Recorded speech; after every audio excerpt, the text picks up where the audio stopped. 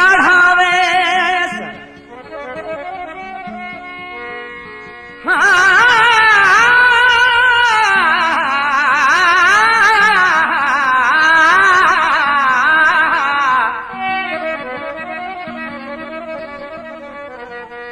पाए गढ़ावे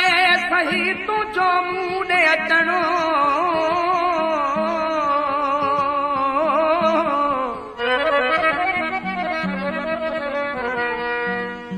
उदाहीअ में रोशनी जिया तुझो यार बरणो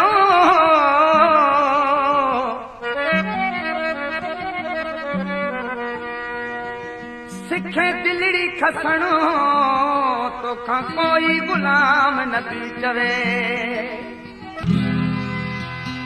गाढ़ो गुलाब जो गुल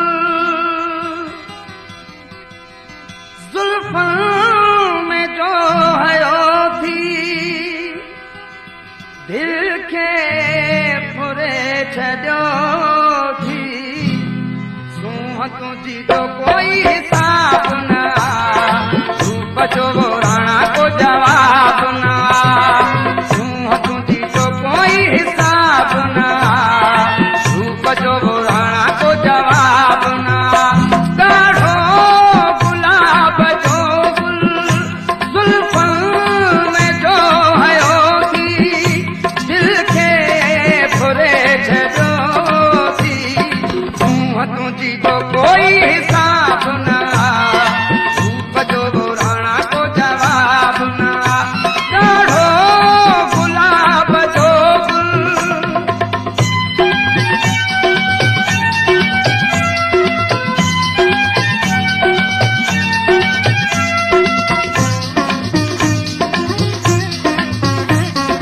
प्रेम कुमार शंकर स्टूडियो। गुल जी पतड़ियां खां वध नाज़ुक तूं जा चपड़ा दिल चोरायन गुल जी पतड़ियां खां वध नाज़ुक तूं जा चपड़ा दिल चोरायन बिल्कुल जॾी किरणन वांगुर सोना तूं नज़रूं आहिनि कजल बिनाई आहिनि कारियूं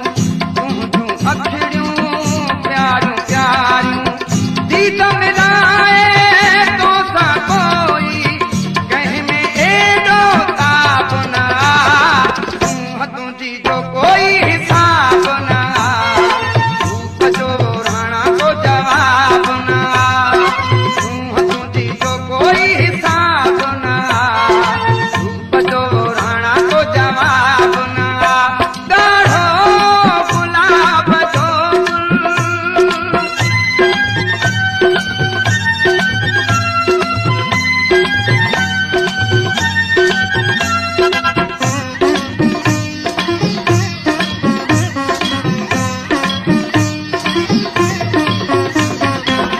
चांटो की अमां तोड़ियल आहे तूं जो बदन वो मिठड़ा माण्हू चांटो की अमां तोड़ियल आहे तूं जो बदन वो मिठड़ा माण्हू तुंहिंजे साम्हूं कुझु बि न आहिनि ॿिया दुनिया जा सोना माण्हू पंहिंजो मट बसि पाण तूं आहीं दिल ते हुकूमत पियो थो हलाए तूं कुल खां वधि सुहिणो आहे तुंहिंजो तानी गुलाब न तूं तुझी तो कोई हिसाब न रूप जो राणा को जवाब न तूं तुझी तो कोई हिसाब न रूप जो राणा को जवाब न गाढ़ो गुलाब जो गुल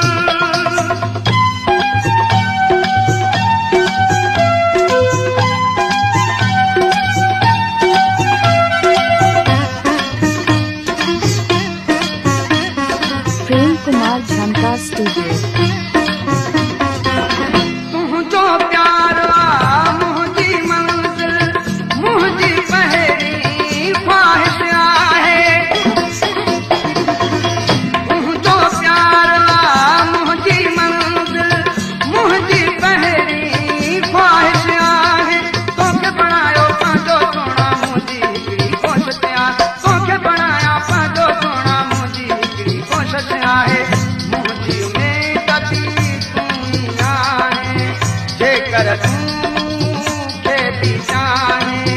मुंहिंजी हयाती चए त किताब में तोखां सुहिणो बाब न मुंहुं तुंहिंजी जो कोई हिसाब न बचो राणा जो जवाब न मुंहुं तुंहिंजी जो कोई हिसाब न बचो राणा जो जवाब न